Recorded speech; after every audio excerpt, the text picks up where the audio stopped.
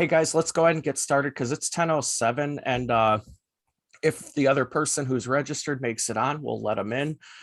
Just as a heads up, this webinar is recorded today and each of you will get access to this recording to review later. So if there's something that really sticks with you, but you didn't get a chance to write it down or anything, you'll always have the opportunity to go back and view it. So what I want to start out with here today is give everyone an opportunity to tell us who they are, what business they work for, and what they hope to walk away with, what you want to learn today in this webinar. Since we're a relatively small group, I will encourage you as the presentation goes to interrupt and ask questions as you see necessary through parts of the content. I think keeping this to a conversation will be the best way to help everyone walk away with what they're wanting to learn today. So Samantha, I know you kind of told us a little bit about the challenges you're facing with Facebook Live, but we're going to start with you this morning.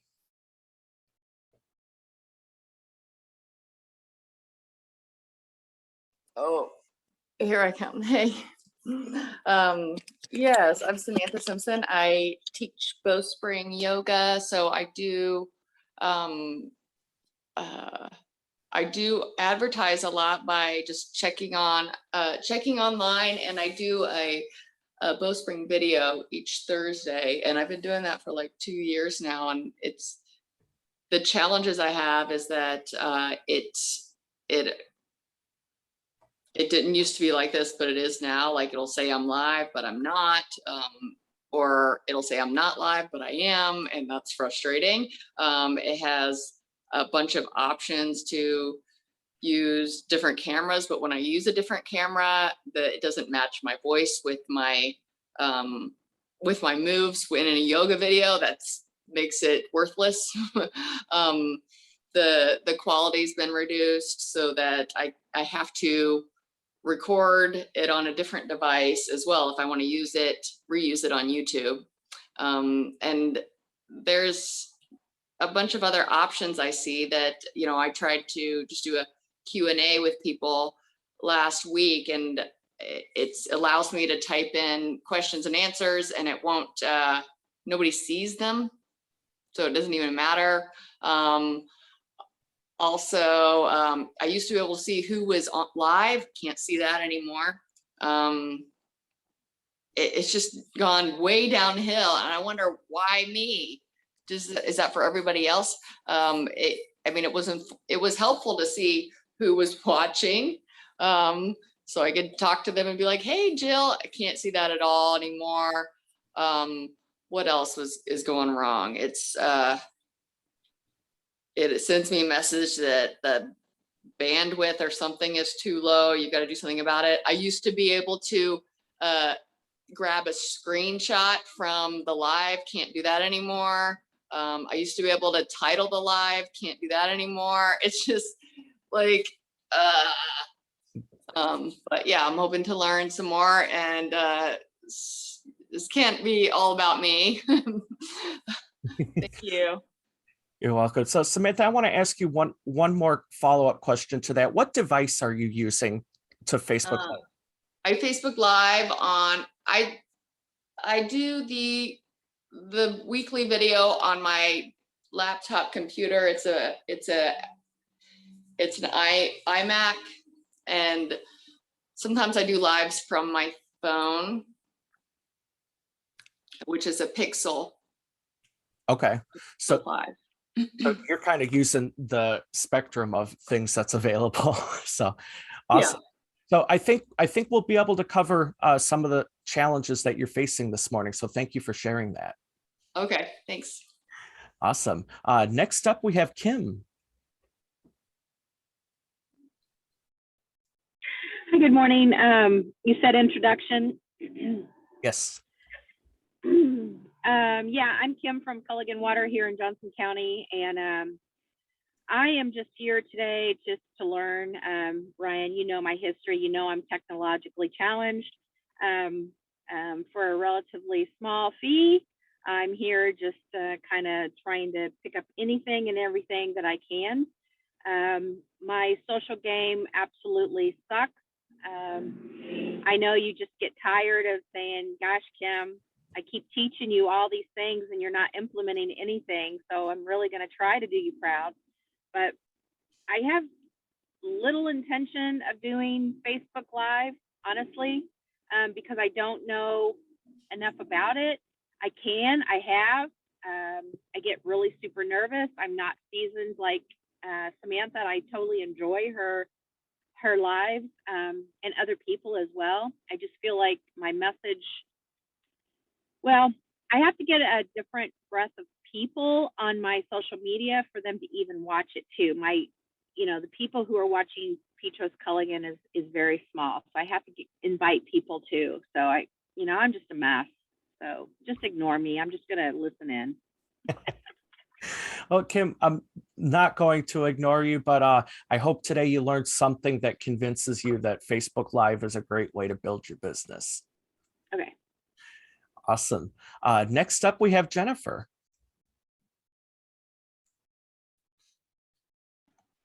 Good morning. I'd like to say that I'm somewhat technologically savvy, but I couldn't even get my mute turned off. So I am Jennifer. I am with the Alzheimer's Association Greater Indiana chapter. Have met Kim before and Bill. Samantha, nice to meet you. First time I think we've been on a call together, but long story short, I am responsible for one of our fundraising campaigns. So we have the walk campaign. Everybody knows what walk is. You show up somewhere, you walk, you raise funds for the Alzheimer's Association. My campaign called The Longest Day, it's a little more creative in that we are encouraging people to get creative with their fundraising. So it could be something that they already do. For example, Samantha does yoga. We have quite a few people who do yoga and they turn it into a fundraiser. But also one of the things that we encourage people to do in their creativity is to create challenges. And part of that is we encourage them to do Facebook Live. I have a gal who's getting ready. She's she's shaving her hair, basically. I forget what she's calling it, but she's shaving her head for Alzheimer's. And I'm like, you ought to do this on Facebook Live and encourage people to watch and to donate to your fundraiser. And here I'm encouraging her to do it, but I don't even know how Facebook Live really works. I have the general concept, but I've never done it personally. So just wanting to kind of maybe get the 30,000 foot view and then be able from there to get in a little bit more and learn more about it, because it's hard to coach somebody to do it when you don't know how. That's a fair statement to make. So Jennifer, I hope that you're going to walk away today with a step-by-step to-do list to share with the people who are running fundraisers, because there is an additional feature I'll make sure to point out that can help get more money into the Alzheimer's Association through donations from Facebook Live events. So we'll talk about that today. Next, we have Bill. Morning. I introduced myself, Bill Hammond. I have two businesses and then one volunteer activity, which makes me want to learn a little bit more about Facebook Live. The first business, I'm a financial coach with Primerica Advisors. So there's a lot of information I have through them that I can use, and that kind of takes, that they provide it. And as long as they provide it and they're approved, then I can kind of send it around to my friends and use it in my business. So that's, but I want to know how it works a little bit better.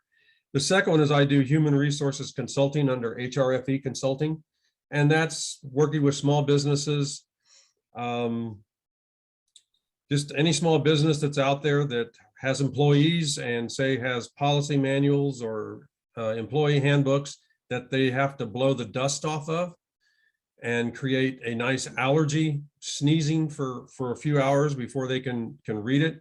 I help them update that information, and I help them design benefits and so forth like that if they want to get into that, as well as work with compensation and so forth. So I'll help a small business. Basically, I'll be their HR department when they need me. I just won't be there 40 hours a day or maybe 50 hours a day or whatever it was in my past life. So it works out real nice. They can control their costs. The other thing I do volunteer-wise, I'm a SCORE mentor. And a lot of my clients, I'm trying to get them into doing some of these things like Ryan's talking about today, Facebook Live, so that they can, market their small business, get it off the ground, take advantage of that. There's a couple of them know what they're doing, but there's others just like myself. I just do not know how that animal works well. I'm kind of a novice at it. And so I'm hoping to pick up some tips from Ryan and hopefully be able to put them to good use and then become more experienced. And, that's where I'm trying to get to with Facebook Live. Awesome. Well, Bill, hopefully you can get the nuts and bolts know-how, because I think a topic related of your small business HR tip of the day would be an incredible opportunity to build your audience for HRFE consulting. So my hope is going to be that you can get the nuts and bolts, because I think that content would be of good use to your audience. So thank you everyone for introducing yourselves this morning. And I've been kind of sitting here and absorbing what each of you expect to learn, so we can make sure that today's presentation includes something that's relevant to each of you. And so now I'm going to pull my screen up here. Just by a quick thumbs up, is everyone able to see a screen that looks like my background, but not with me in it? Okay, awesome. Please feel free, since it's just the 5 of us in here right now, if there's anything that we cover at the very beginning or anywhere through the presentation, please feel free to unmute yourself and just kind of ask me for clarification or specifically what you'd like to know. So excuse me. There's a lot of things that are important to talk about with Facebook Live. And so I want to first start with why Facebook Live is important for your business. So Facebook overall is the #3 most visited website on the face of the earth, behind Google and YouTube. So those are different animals entirely. But when you're talking about the 3rd most visited site on earth with 1.84 billion daily active users, it means that for your audience, there's potentially every possible prospect that you could ever serve your products or services to. So 63% of Americans over the age of 12 are on Facebook. So with good ethics, it's important to note that you should keep your audience related to people who are capable, or I guess legally at the age to make consumer decisions. So I just want to point that out as a caution here. But if your goal is to reach an audience of those over the age of 12, Facebook Live does have a majority of all of those consumers. And the average person spends 19.5 hours a month using Facebook. So we're not talking about an occasional couple-minute visit and they're gone. They're spending almost a full day of their life every month on Facebook. Now, that covers everything from visits through the app on your iPhone or Android device, visits to the website. Overall, just that is a ton of time for someone to be spending on a website. And why Facebook Live is especially important here, since we're all engaged in professional activity on Facebook, it's important to note that live content gets on average 10 times more content or more comments than pre-recorded videos. So when you're looking at using social media for a professional use, it's always important to know images do better than text only. Video does better than just images. Well, live video is the gold standard of engagement for your Facebook audience. So that is why it's especially important to look at it as an opportunity to share your expertise with your prospective customers. So we're going to break down what we're going to talk about today into 3 sections. So the first thing that we're going to do, and Samantha, I think this part here will really help you with some of the challenges that you're facing right now with Facebook Live, and that's choosing the right hardware for your broadcast. Then we're going to talk about how to schedule your live streams in advance. So just like regular events on Facebook, over the last year, with everything that's happened with COVID, Facebook has adapted their platform as well, because they know that people are utilizing Facebook Live as a replacement for what a lot of us utilized as face-to-face get-togethers with our audience. And third, we're going to talk about how do we engage our audience. So how do you make sure that you're getting people to interact with your content and keep those people who interact coming back to your broadcasts over and over? So let's jump right to section 1, and that's choosing your hardware. So before you do anything else, it's important to note that having the right hardware sets the tone for everything else that you're going to build on it. So the first thing that we should note here is that Facebook has some super specific network requirements. So your upload speeds that are required by Facebook depend on the quality of video that you're trying to use. So 720p, which is a pretty standard HD resolution, requires 3 to 4 megabits upload speed. And if you're not familiar with what megabits per second is, it's the rate at which your internet connection speed is measured. So how many packets can your computer communicate back with a server and vice versa? Now, if your goal is to do 1080p, which is the maximum resolution that Facebook allows, you need to have 6 to 7 megabits per second upload speed. So how do you know if your internet speed is fast enough to accommodate your requirements? So if you go to Google, it's really simple. You type in speed test, and you'll arrive at this page, and there's a blue button that says run a speed test. And that's going to give you a lifetime reading of what your download and your upload speed is. So to give you an example, your download speed is how fast you're able to do things like watch Netflix or load web pages. Your upload speed is how fast are you able to be the source of content broadcasted out to the internet. So a good balance of internet speed is usually going to reflect your upload speed is approximately 10% of your download. So if you're paying your internet service provider for a 100 megabit per second connection, you should be able to expect about a 10 megabit per second upload speed. So it's important to test this before you try anything else. And in my personal experience, if you test your internet connection on a regular basis and you're not getting the speeds that your internet service provider promises you, and it's important to take that test at different times of day, because as people arrive home from work, as kids arrive from school, those are all things that are going to have an impact on your internet speed. So test your connection throughout the day. So morning, afternoon, and evening, and especially test it around the times of day that you expect to publish a live video. Now, if you are not getting the speed that you are paying for, it's important to look at first, is your Wi-Fi router powerful enough for the space that you're using it in? So if your Wi-Fi router isn't getting you your full internet speed, it might be time to upgrade.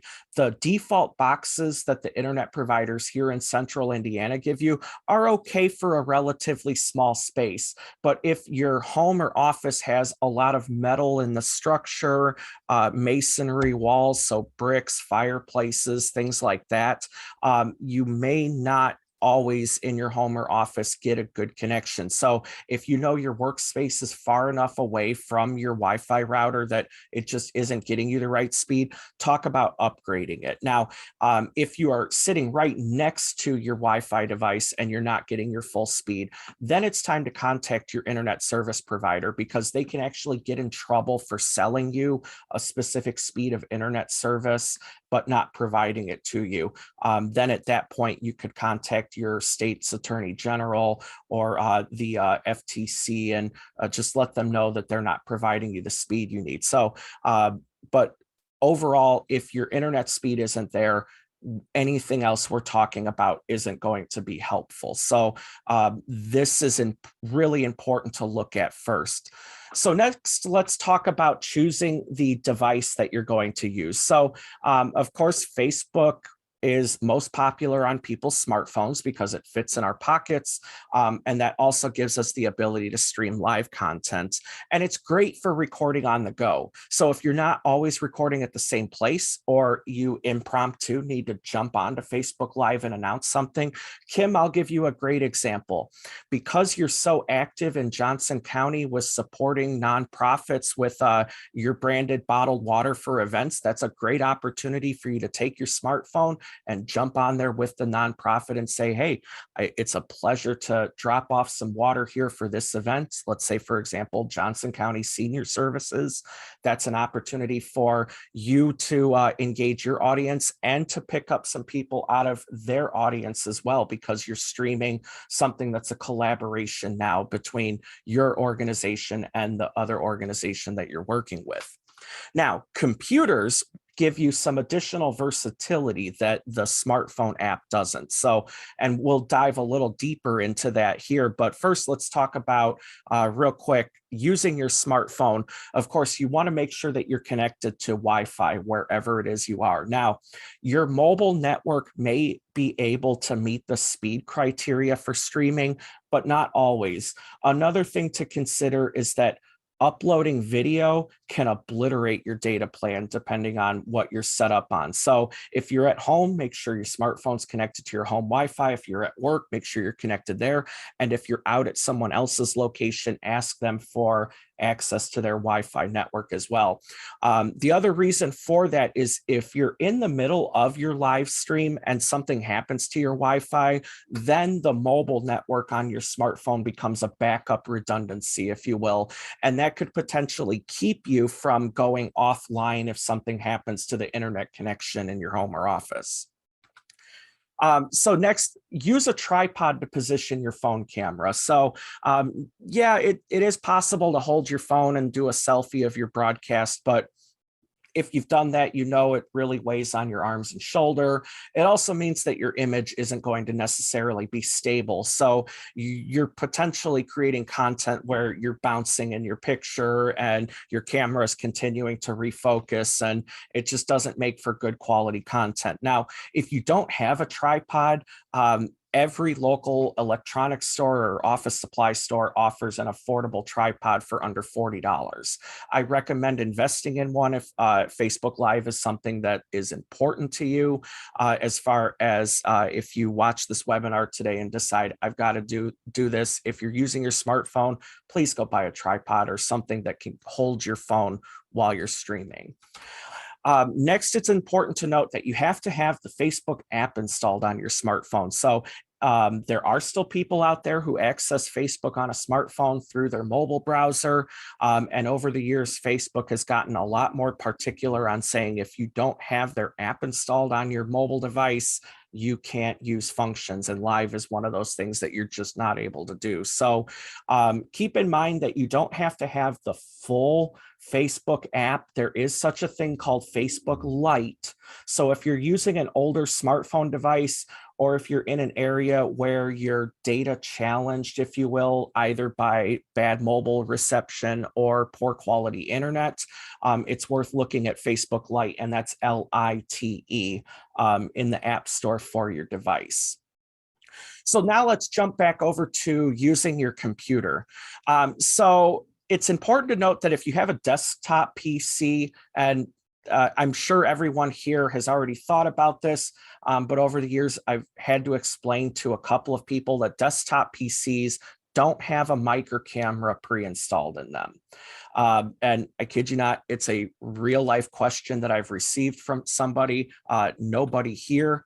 And so it's also important to, with using a desktop or a laptop, that you don't want to rely on Wi-Fi for using it. So the reason for that is Wi-Fi is like any other radio band. So it's subject to interference the signal is weakened depending on how many devices are connected to it. So case in point, if you're using a shared office space with several coworkers or team members, and you're all connected to the Wi-Fi at the same time, each of your Wi-Fi quality is going to degrade a little bit as more people connect to the network. That is not so much the case when you're using a wired connection. So I would really like to suggest that regardless of using a desktop or a laptop, actually connect the Ethernet cable to your computer, because that's going to give you the absolute best speed that your internet service provider can give you now. And that's only possible on computers. It unfortunately is not an option for smartphones.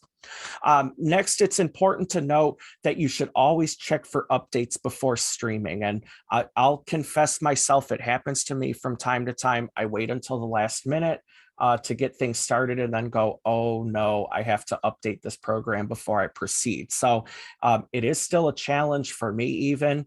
So just give yourself an additional 5 minutes if you are really trying to squeeze time, and just make sure that the programs and apps that are necessary for your broadcast are up to date. Or if Windows is trying to restart on you, go ahead and let it restart before you start your live stream.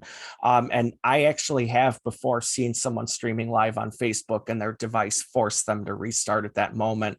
That was a real pain because they had a good chunk of viewers on, their computer cut off, Facebook treated the stream like it was ended, and that was the end of their presentation. So next, let's talk about recommended hardware for your computer. And so, Samantha, I know you talked about using an external camera on your computer. And so that is great. I do recommend, even if you're using a laptop, it is worthwhile to look at a USB interface webcam. The reason is that the camera that's mounted in the screen of your laptop is only good of an angle of you sitting at your computer. And so depending on the visual settings that you're giving yourself, if you push the screen too far back, it looks like you're only getting the view from your chin. And if you have it set at the wrong angle, it's just not conducive to getting your absolute best profile on camera. So even with a laptop, it is worthwhile to do so. Now, with that said, webcams are not all that expensive. You do not need the most high end of the super high end cameras to do it. A simple 720 webcam made by a reputable manufacturer such as Logitech is an excellent piece of equipment to utilize at your local office supply store or electronics store. They usually run about $35. So not a very deep investment to get started on that. The next is an external microphone. And once again, even with a laptop, it's important to note that once again, just like the webcam installed in the laptop, it's only really tuned for you to be sitting in front of your computer. Now, if you are planning to do a live stream where you're a little further away from the camera, or you have a second person in the shot, the laptop microphone on its own is not necessarily tuned to get the best audio quality for that. So just like the webcam, I recommend a USB interfaced microphone. The reason for that is using a USB interface microphone rather than just the 3.5 millimeter jack on the computer means that you don't necessarily have to adjust the bitrate communication for the microphone, which is way advanced for even the average user, let alone somebody who's just starting to get into streaming. But at the same time, using a USB interfaced hardware on your computer means that both Windows and Apple computers recognize what that device is right away. And that's going to be invaluable to us as we move forward into talking about how to connect that hardware to the Facebook Live itself. And just like the webcam, you don't need the super high end of the high end of the high end to get good quality audio out of it. Things such as the Blue Snowball microphone, which you can purchase at your local electronics store, usually runs one's about $50. And that connects via USB to your computer. It comes with a stand out of the box. So it's simply plug and play and you're ready to go. It's actually the brand of microphone that I use myself. And it seems to work pretty well. So there is a minor overall investment in getting the best quality stuff. And so if you're just really starting to get your feet wet, the good news for you is that this advanced hardware is not required to do the live stream. You can use your laptop camera and microphone to get yourself started. But I recommend that if you grow into using Facebook Live more often, these are very worthwhile investments for you. So now, since we've talked about getting the device and that we're going to use, as well as the hardware that's recommended for it, I want to spend a couple of minutes of talking about getting your studio space set up. And by studio space, that can mean anything. It can mean your desk, it can mean your garage, it can mean your basement, it can mean your front porch. Anywhere that you can get your electronic hardware set up and get connected to the internet can, in theory, be a studio. Now, a couple of things worth noting is the spectrum of light that you have on yourself in the shot. So this is actually something that is a relatively recent piece of knowledge that I picked up here, and that's the lighting temperature of your video. So when I say lighting temperature of your video, I mean the actual spectrum of light that's coming from the light bulbs you're using, either in the light for your room or the lights that you have in front of you. So for the best possible color balance in a video, you want to find light bulbs that are between 4,200 degrees Kelvin and 5,600 degrees Kelvin. These are light spectrums that come off as white rather than too yellow or too blue. Using light in this spectrum means that no matter what camera you're using, it's going to have the best chance of making sure that the color blue that you're wearing on your shirt comes out the color in the video for your audience. It also means that if you are saving the video to utilize later and you want to do additional editing or enhancement to it, that you're not screwing up the color of the rest of your video just to correct something.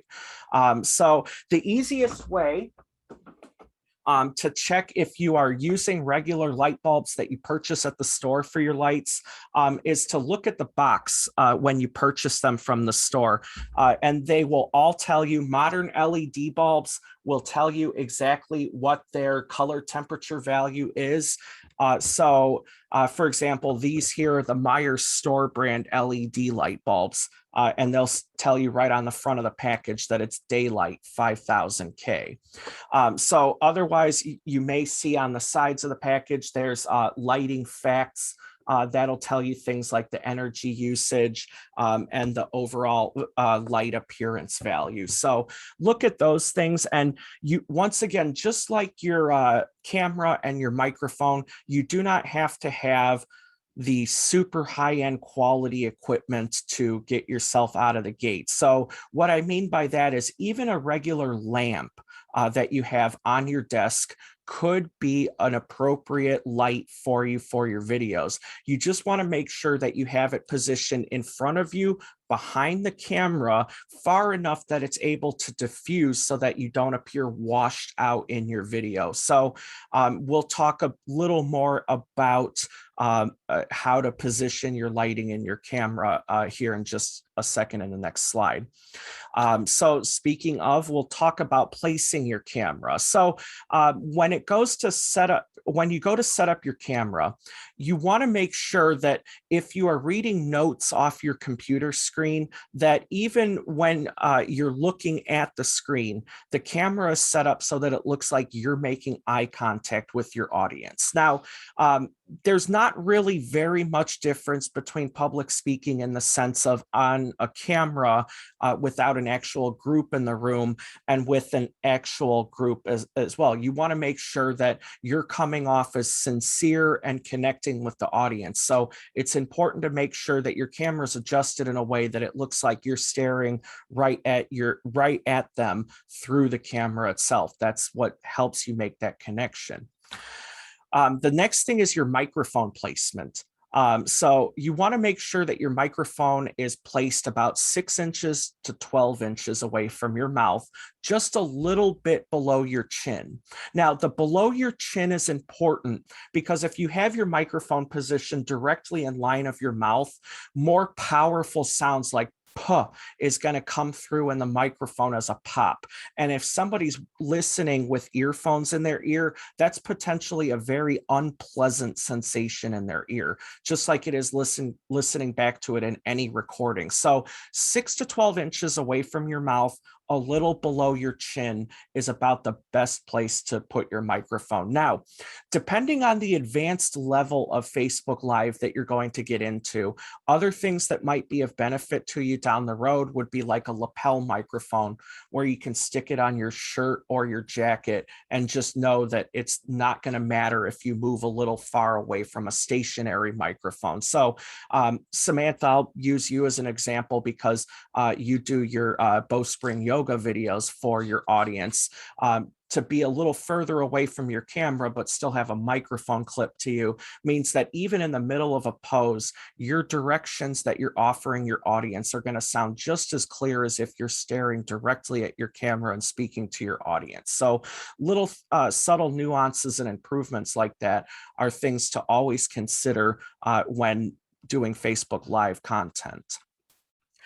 So it's always important that you test your settings before you do anything else. So we'll talk about in just a moment how you can test a live stream where you're able to, only see it as yourself, the admin, and not your entire audience of the people who follow your page. But before we talk about that, we're going to talk about something really cool that Facebook just introduced in the last year.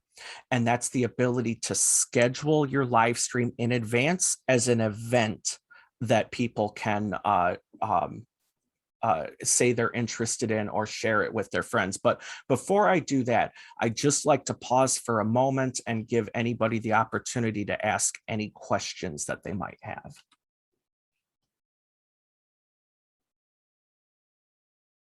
Okay, so that can either be good or bad. So let's go ahead and move on. I have a question. Yes. So I did the speed test and it does say that I'm only uploading, it's inadequate. So I think that's what it is, 4.83. Yes. So in that range, you might have the ability to bring your video resolution down to 720, and that might be sufficient. But who is your internet provider where you're doing your live streaming from? Spectrum. Okay. And how far away from your internet router are you when you're doing your live streams? It's on the other side of a wall. So there's a wall between me and the router. Okay. So I think it might be worthwhile for you to explore something a little more powerful. Now, another question I have, between the time that your streams were working really well and when you started having some issues with them, did you connect more devices to your Wi-Fi or no? It started going bad probably last fall, and that's when I had the router in the same room. I tested it. It was so bizarre. Like if I just straight went live without doing anything, it worked great. But then if I set up or scheduled a live, then like the proportions of the frame that was videoing me would be off. So I couldn't set it up ahead of time, or the proportions would be off. Like it would cut off my head or my feet. But I couldn't just go straight live because then I wouldn't be able to set my screen up. It was just, and then if I tried it with the Logitech camera, even more problems. I'm over it. I'm over it. So Samantha, that one last question I'll ask you, approximately how old is your laptop? I don't know. Could that be the problem? It could, yes, because your microphone and your camera running to be able to feed out for a live stream requires computing power. So to help prolong the life of your device when you go to stream, just make sure that you've closed everything else that you have open, even if it's other tabs inside Google Chrome, because Google Chrome is a memory hog. Other things like Microsoft Office or Apple's equivalent word processing suite can be taxing on your computer's performance also.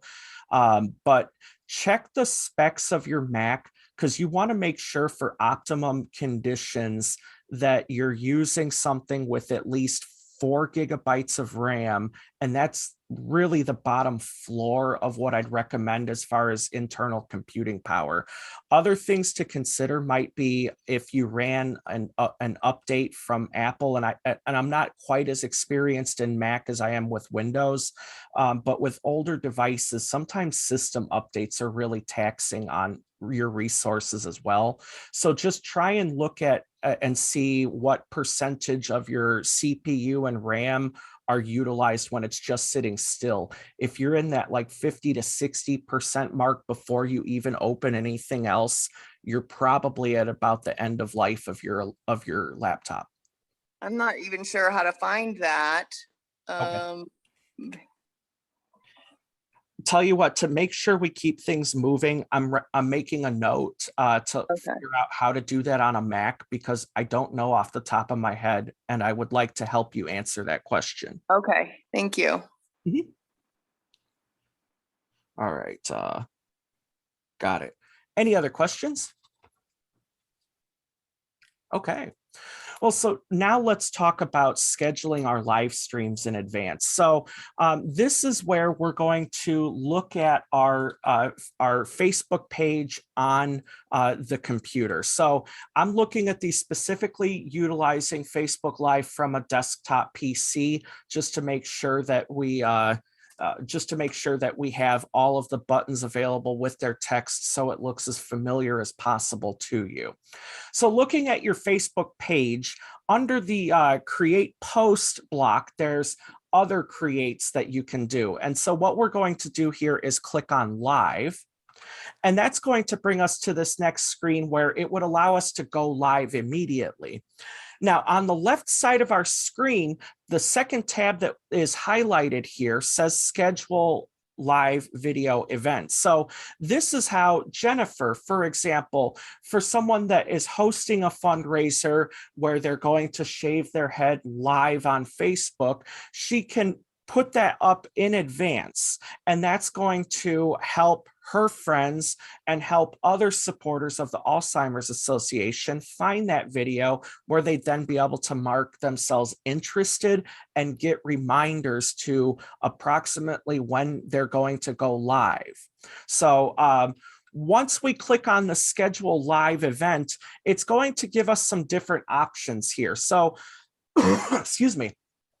One thing that's important to talk about here is if you do consistent live streams, so regular occurring events, rather than have to re-enter all of your information an additional time, you can mark where you're able to fill in your event details with details from a past event. So case in point, networking events that you're going to stream live over the internet. You can toggle this switch. It'll then give you the opportunity to choose which of your past events you want to pull the description from. And at that point, if you are just trying to duplicate a past post, that would be all you'd have to do on this screen, and you'd proceed. But other things that are worth noting here is this is where you give your event a name. So Jennifer will pick on you again, the longest day fun walk in the park. So maybe someone wants to live stream the birds that they see walking through a forest preserve to benefit Alzheimer's. So they would, of course, name their event as such. Choose when the event happens, day and time. You can also specify the end day and time of your broadcast. So if you know you have a hard concrete time that your stream is over and when your viewers can expect to get back to their life, you can add that here. Below that, you have the space to put in a description for your event. So talk about the things that you're going to cover in that post. So Bill, let's pick on you now. We haven't picked on you yet. Let's say today you're going to talk about a list of things that small business owners never think about before hiring their first employee. So this is where you can give a little bit of a pretense to the things that your viewers can expect to learn by watching your stream. Also a little bit about yourself, which establishes your credibility as the expert in human resources for small businesses. So once you've gotten those details filled out, we're going to look at now the cross post to more pages. So some of you may be the administrator of more than one page. Now, it's important to note here that I'm talking specifically about scheduling this event in advance on your business page, because that's ultimately the venue on Facebook that you're trying to drive more traffic to. Now, with that said, if you also admin other pages that this live content would be relevant for, you can also check the box of any other of those pages that you want to be able to display that live video on. So Kim, here's a great example for you. Maybe you're teaming up with Johnson County Dancing with the Stars to provide them water for their event. So this is where you could request that they make you a contributor admin permission level to the page, and that would allow you from the live that you're doing to cross post it there automatically. Or Jennifer, if you are streaming something live, or someone who is hosting a fundraiser for the Alzheimer's Association wants to make sure that they're able to post it to their own page plus the Alzheimer's Association, they could make you a moderator of their page temporarily, and that would allow you to create the live stream event, cross post it to their page, and that way when the broadcast time comes, it shows on both pages simultaneously. The additional benefit to that is until that broadcast happens, it will show up as an event on both Facebook pages. So double audience that you're able to advertise it to in advance, double audience while you're live. So once you check the pages or that you want to cross post to, click the save button. And next, we're going to talk about audience settings. So maybe your content's just a little too complicated or complex for somebody under the age of 15 or under 18 or under 21 or under 25. You can restrict the content that you're displaying to only that audience.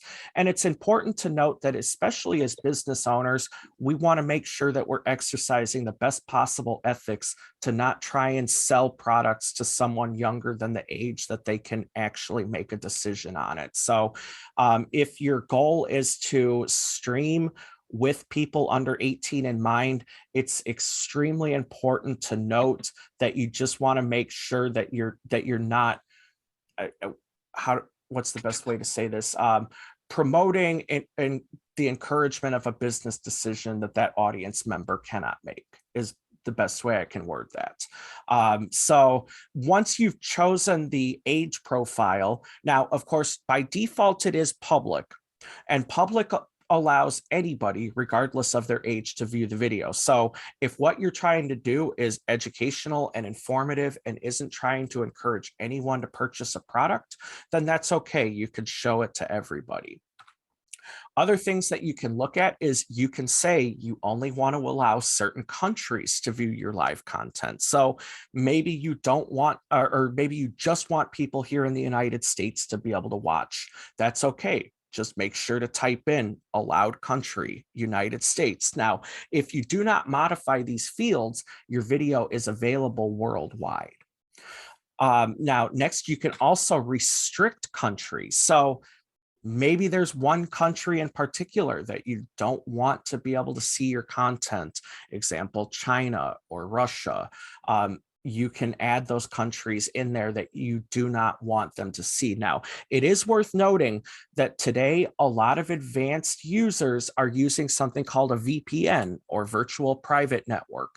And all of those services can place somebody in a different location. So if you restrict countries that, at least from the perspective of the United States, there's good trade relations with, such as Germany or the United Kingdom, if you restrict those countries, there's a chance that you're going to prevent your legitimate audience who's using a VPN from being able to see your content. So if you're going to restrict countries, I would only encourage restricting it just on the case of countries you don't want to view, and not just add a bunch of countries for the sake of saying, I don't want all of these countries to watch. So I don't know if that makes sense here, but this is one of those things where I'd argue less is more. So next, before we move on, Jennifer, this is something that at the beginning with what you mentioned was worthwhile. There is an opportunity to add a fundraiser to a live streaming event. And I have seen that Alzheimer's Association is one of the organizations that you can fundraise for on Facebook. So many nonprofits are set up to receive donations through the Facebook platform. So it is an option that you're able to work with. So Bill, for example, since I know you're a member of the Greenwood Kiwanis Club, I know Kiwanis International is one of the organizations that's set up with Facebook for fundraising. So maybe you're doing something to help benefit them as well, but you can click fundraiser. And what that will do is, on the post that announces your upcoming webinar, it will say HRFE Consulting is asking for donations, and it'll have the information about your upcoming live stream and a button for your Facebook friends and other people who see that post to make a donation. Now, it's worth noting there are a lot of Facebook users who have contributed to fundraisers through Facebook. So this is a potential opportunity for any nonprofit that you're working with to generate some additional revenue. So make sure that if your broadcast in any way, shape, or form is to benefit a worthy nonprofit that's using Facebook to accept donations, go ahead and add them to that post. So since we've mentioned that, and we've got it set up, if that's what you'll need in your case, we'll then click next at the bottom. And that's where it's going to bring us to the page where, by default, it's going to show the cover image for our Facebook page.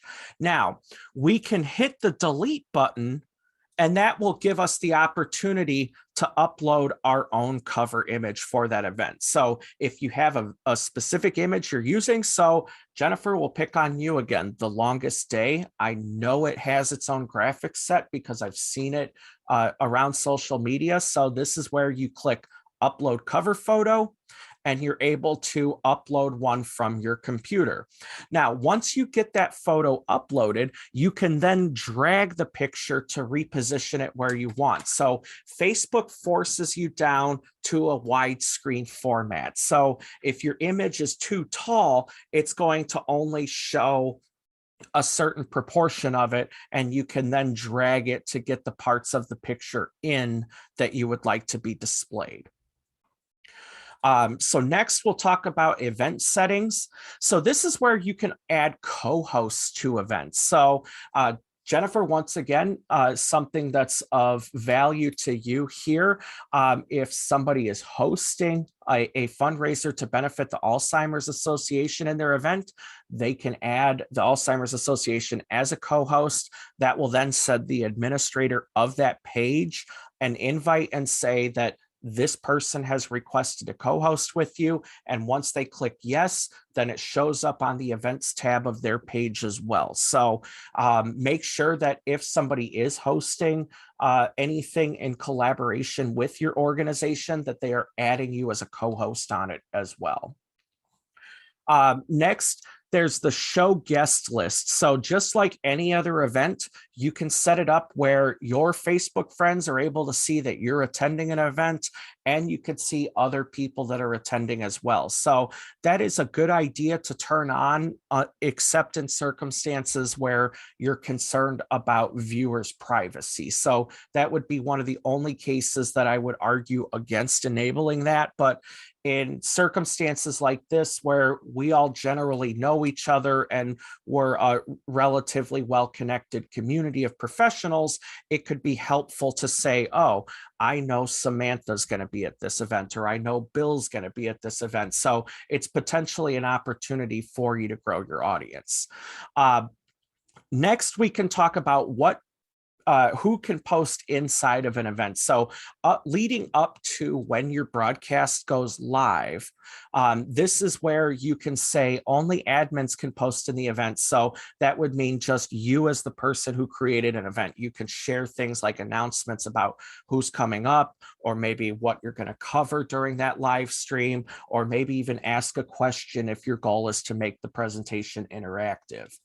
Now, if you turn that off, you'll get an option to where anybody can post in the event, but you can also make sure that before it's displayed to other viewers, that all posts must be approved by the host or a co-host. Now, this is where if you add an organization in on a co-host, they get admin access to the event. So they can make edits, they can approve or deny posts, they could make official replies to questions about the event, things like that. So it's important to note that if you add other co-hosts and you enable this post must be approved by host or co-host, that means you're giving that other Facebook page admin access to the event. So just keep that in mind. In most circumstances, that's not a big deal because everyone works well together. But just keep that in mind when thinking about new opportunities in the future.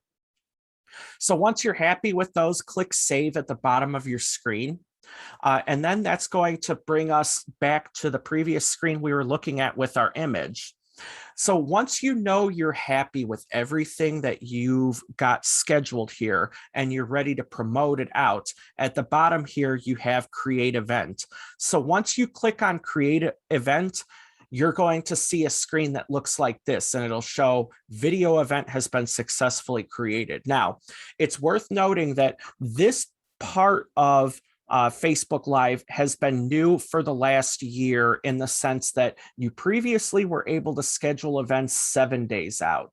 Now it appears, as of the date of this recording, that you're able to go indefinitely out. So, for example, Kim, I know with Southside Marketing Group, you guys really kick ass in helping Johnson County Senior Services. If you know you're doing something around the holiday season to benefit them, getting it out around late September, early October helps raise awareness of the event coming up itself. So that's a useful application for why booking your live stream so much further in advance is potentially a really good idea. So once you've created the event, you'll be redirected to this next page where you can look at the event itself by clicking View Post. So from this page, now your upcoming live stream looks like any other Facebook event. And what I mean by that is you are able to invite your friends to attend that event. So once you click on Invite, you'll see a pop-up screen. Oh, oops. Oh, no, I didn't have that slide in there. Never mind, my mistake. So once you hit invite, it'll show you a screen where you're able to select which of your Facebook friends you'd like to invite to the event. So just by quick show of hands, we're all pretty well connected with the people that we network and do business with. So this is where you want to make sure that you directly ask that person through Facebook here to attend your live stream event. So Samantha, I know that inside of the Bowspring community, you guys are a very tight-knit group of professionals. So this would give you the opportunity to make sure that you're sharing your upcoming content with the other people there, since you guys are so supportive of each other. in addition to be able to invite your contacts, it's worth noting that over here on the right side of your screen, where we have the square, this is where you're able to toggle between interacting as you as an individual and interacting as you as your Facebook page. Now, that's important to note because by default, we're usually interacting as a business page when we're looking at an event. So just make sure that you're switching over before the next step that we're going to talk about here, before that you switch over to using if this event is you rather than just your page. So once you've done that, we're now going to click on the share button. So what this share button does is allows us to share that event to our own Facebook feed, to groups that we're members of. So Bill, I'm going to pick on you again here since you're pretty good at posting things in our groups. So you're able to hit the share button for that event, say, I want it to post to this group, and then select which group you want it to go to. So since Kim and Bill both, I know you guys are working in the Greenwood and Franklin areas. So this is where you could share your events to, Southside, Indy, Greenwood community page, or Center Grove community, or Franklin community, things like that. The reason why it's a good idea to share it to groups related to where you could find your audience is that in addition to it being displayed in the feed for other members of that group, it also adds that event to the events tab of that group itself. So when someone else is browsing that group, potentially a week after you posted it, they could still click on the events tab and they would then see that event in the list of events associated with that group. So it's once again a good opportunity to pick up some additional viewers that you wouldn't normally have just relying on your regular audience. So once you've looked at that, I want to point out that looking at the event itself, we're going to talk about going live now. So if we go back and look at the event, you'll see there's a blue button that says set up live video. So this is when you're on the day of your broadcast and you want to make sure that before you go live that you've worked out any technological kinks. So remember, turn on the lights that you're going to use. You want to make sure that you have your lights positioned far enough behind your camera that you're not overexposed in the frame. Also, you want to make sure that you've minimized as much shadow as possible in your frame. But what we're going to talk about here is making sure that you're utilizing the hardware that you've purchased or configured to do a successful broadcast.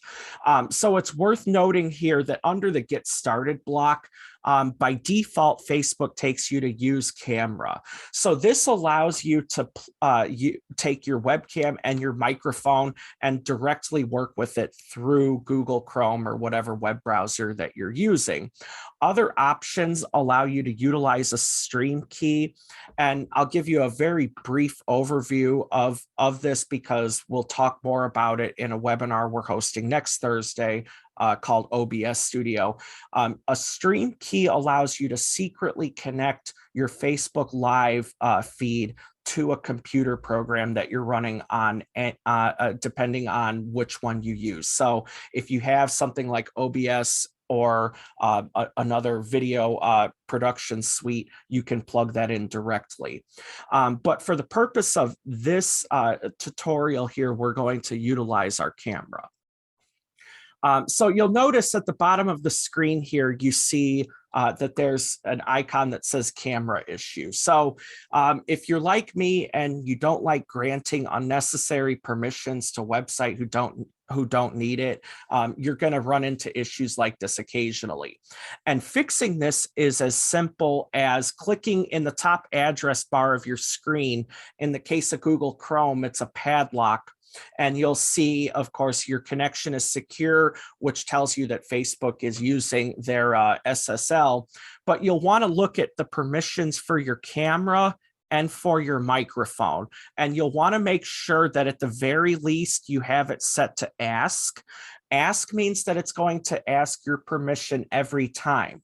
Now, of course, if you click allow, from a privacy standpoint, I do not recommend, because it means you're blanket authorizing Facebook to access your camera and or microphone at their will, not just when you're streaming. So I traditionally recommend using Ask, because for each specific instance, it has to ask your permission to utilize it. So once you've done that, you're going to reload the page, and then you'll see at the top here, Facebook wants to use your microphone and use your camera. So make sure that you click allow. Once you click allow, you're going to see something related to setting those permissions that you've just allowed. In the case of Google Chrome, it'll be a blue reload button. So once you click on that, that's going to refresh the page and then try to contact and connect with your camera and your microphone again. So just keep in mind that when you're going to start your live stream and you're having trouble with your camera, more times than not, this is the connection problem that users are having. So don't panic. It's really easy to fix. So moving on now, so we've gotten our camera and microphone to connect with Facebook. So now under the setup block, you'll see the option where we're able to choose which camera and which microphone we want to utilize. So for those of you using a laptop with a camera already installed, and now you're using an external camera, it's important to note that you're flipping that over to the correct camera. Excuse me. Same with the microphone. So this is going to give you a list of all of the voice input devices that you have installed on your computer. So I'll give you guys a quick secret. Last year, when the COVID lockdown started, when we were doing a live show called Dial-In Networking, we were actually successfully able to insert our Magic Jack telephone as an audio input into Facebook Live. So it actually allowed us to have a live dial-in talk show utilizing Facebook Live. So really, that just underlines that your limit of what you can do with Facebook Live is only limited by your creativity and desire to randomly hook things up to your computer. So just to give you a little bit of inspiration there. So once you've selected the right device that you're using, now it will by default show that you're scheduled to automatically go live at your start time. And this, in that case, will not give you the option to go live. Now, if you toggle this switch to be gray or off, that then gives you the go live button so you can manually choose when you're ready to go. So that way you have a last minute opportunity to make sure, does my image look right? Do I have my microphone in the right place? Have I taken the appropriate number of deep breaths and just gotten myself in the zone to do this video? Just remember, as long as you set it to where you're manually going live, you have the final control as to when that live stream starts. So if you need a couple extra seconds to catch your breath and put yourself in that mindset that you need to be able to be in to give a great presentation, go ahead and take those couple extra seconds. Otherwise, when you're happy and you're ready to go, click on the go live button, and that's it. Everybody who has set themselves as going or interested in your event gets a notification that says, hey, Kim Holt is live now. Or and everybody who also likes your Facebook business page that your live stream is broadcasting on, they also get a notification that says, for example, Samantha's Bowspring community is live now. So when you press that live button and you're good to go, that means that everybody that you're connected with, either following your page or interested in your event, get that notification that you're live now. So that's why when you first start your live stream, you're going to notice in the first couple of moments that your viewers start growing. That's just people coming to your live feed as they're able to check their notifications and click on it. So now that we're live, we're going to talk about how to keep your audience engaged. So how do you keep the people that are watching longer, and how do you get more people to watch your broadcast? So let's talk about tips. So go live when your ideal prospects are online. So this is one of those things that goes back to the basic understanding of you absolutely have to know who your audience is and when they're utilizing Facebook. So Kim, will pick on you for a moment, since your best audience is the homeowner who lives in Johnson County, which is not a necessarily cheap place to live. You have professionals who work hard during the day. They're potentially going to be online more often in the evening. So just think about, who is your customer and when do they use Facebook? And it's pretty easy to get that idea, since we're all connected with people that we've done business with as Facebook friends.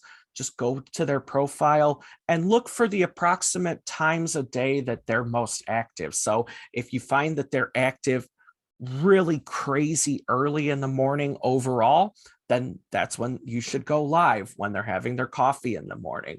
If you notice that your ideal audience is posting a lot of things after putting the kids to bed at 8 or 9 o'clock p.m., then that's when you need to go live. So just make sure that you're tracking to see when the people that are your best audience are online. That's when your live feeds need to happen. Next, talk about topics relevant to your audience. So each of you is an expert and authority in your industry because you've read the material. In some cases, you hold a specific industry or regulated license, and you have to know your products and services in and out to be able to help your customers. So since you are the person who knows better than anyone else, take that expertise as an opportunity to share it with your audience.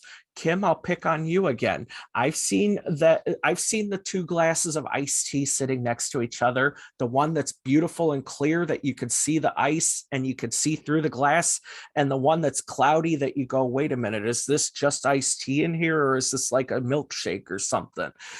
So this is one of those things where you want to think about things that aren't salesy about your business, but are informative and educational. So I would think that which glass of iced tea would you like?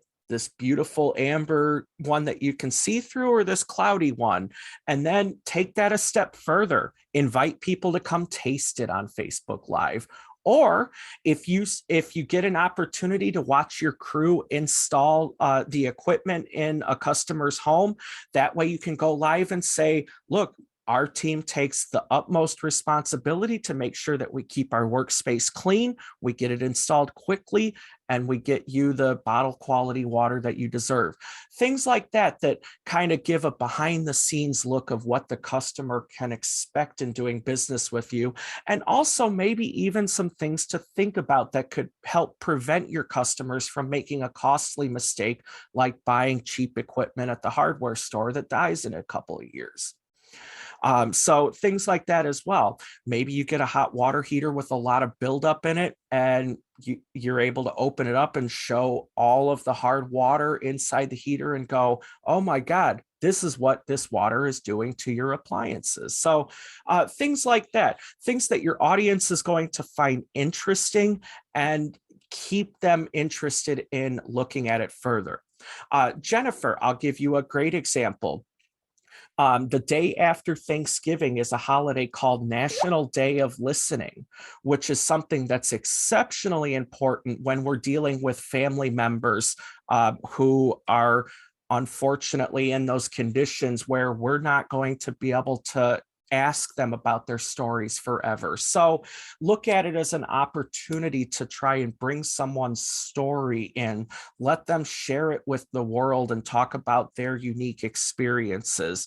Each of us alive today is likely to see a day when there are no more World War II veterans alive. So for example, there, you want to make sure that you get their life experiences out to where people can watch them, because there's some amazing stories that those folks have to share.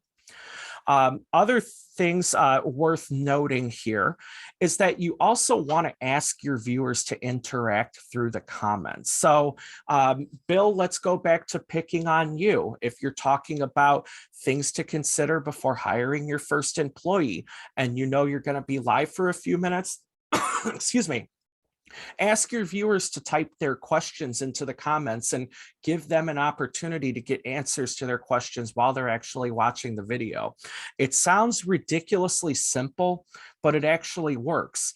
If you help make that presentation interactive with your audience, they're going to take that opportunity to interact. So just make sure that you're not just giving your presentation to the camera, and that you're keeping in mind that there are people watching that may want to know something specific to them. So the next batch of tips that I want to make sure to talk about is reviewing content that you've done live. So after the feed is over, we're going to talk about how can we improve and refine our future content.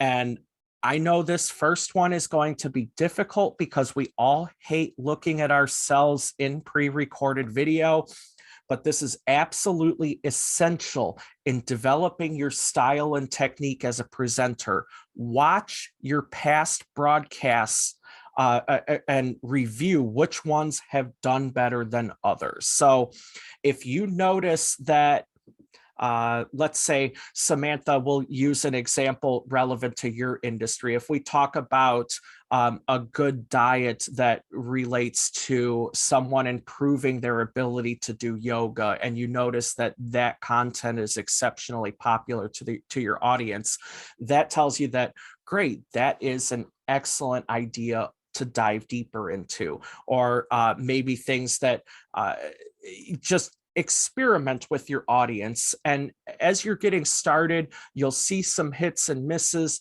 But as you get further into it and you get more videos out there that you can go back and review, you'll see a theme of what exactly your audience is most interested in.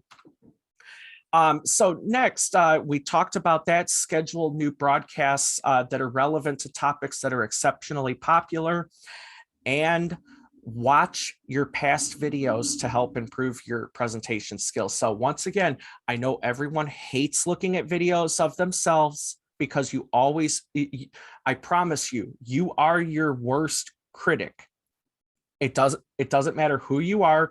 You're going to be harsher on yourself than anyone else's opinion that you trust is ever going to be. So just keep that in mind. Over time, you get more comfortable with it. But if you watch yourself and you notice there's a lot of ums and ahs and pauses or other characteristics that you're not comfortable with, it helps make you aware of those characteristics. So it becomes more effective to make sure that you're not making those mistakes again in the future. So in a nutshell, that is what I wanted to make sure that we covered today. It is worth noting that in addition to what you can do directly through your browser, you can also connect to other programs such as OBS Studio, which is actually our webinar next week about creating professional quality live streams, an introduction to OBS.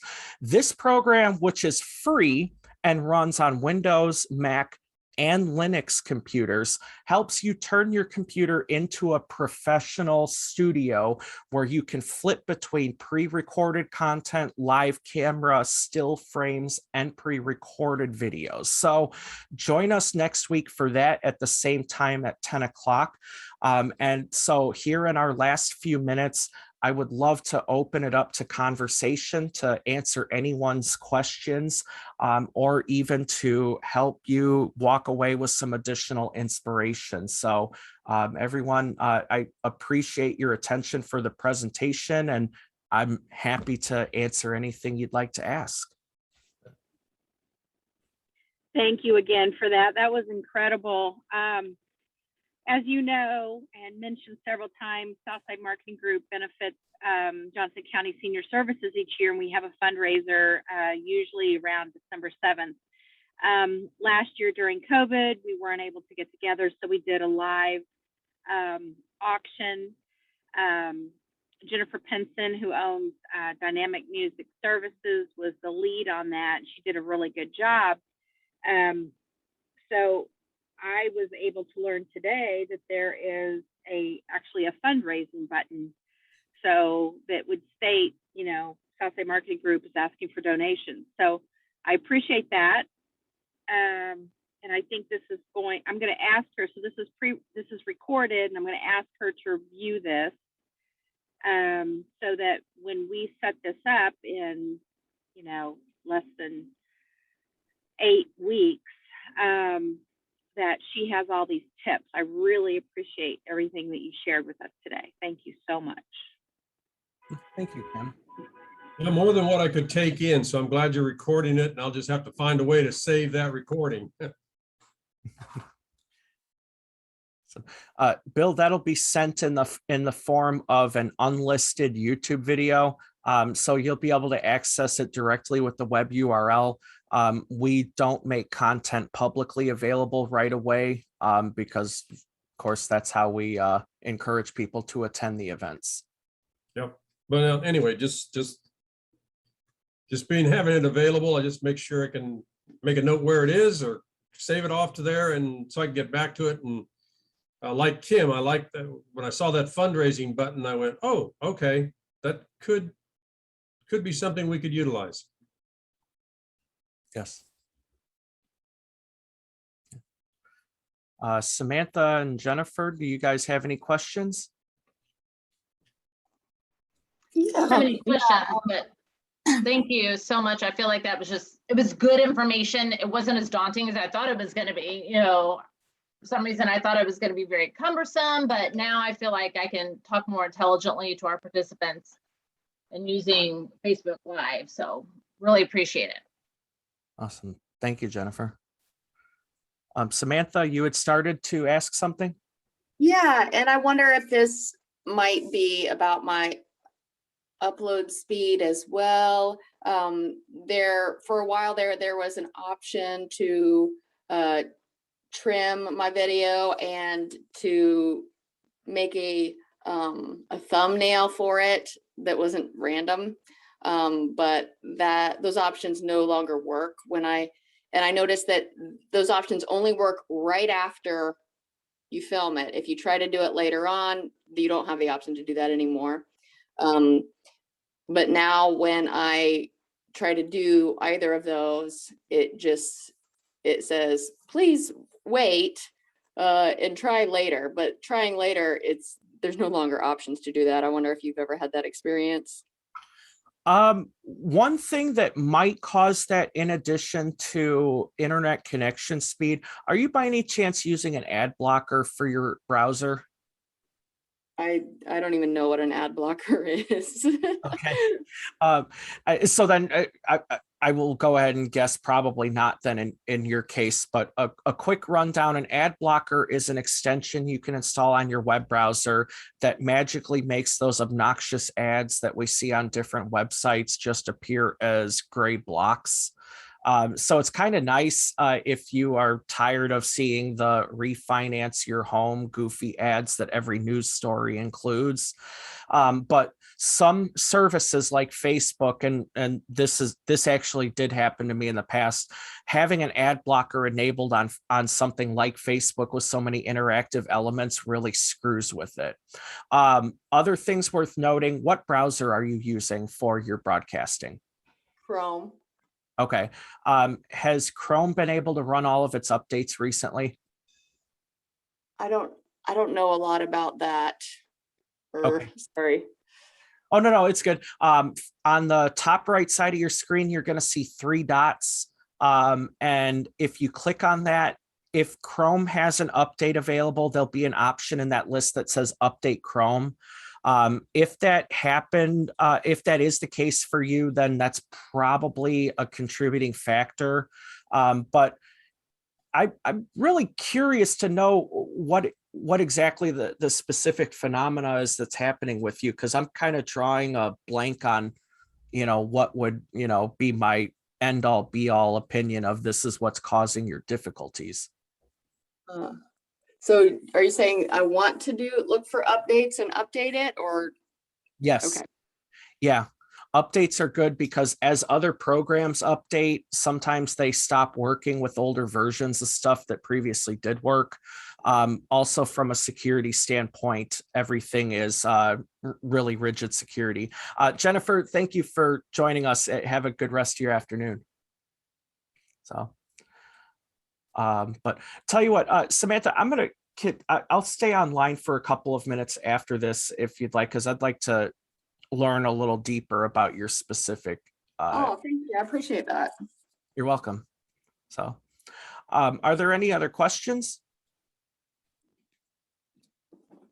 All right. Well, guys, thank you so much for joining on today. There will be an email link that you receive in probably later on today with the link where you can watch this video. So thank you for joining on and enjoy the rest of your day.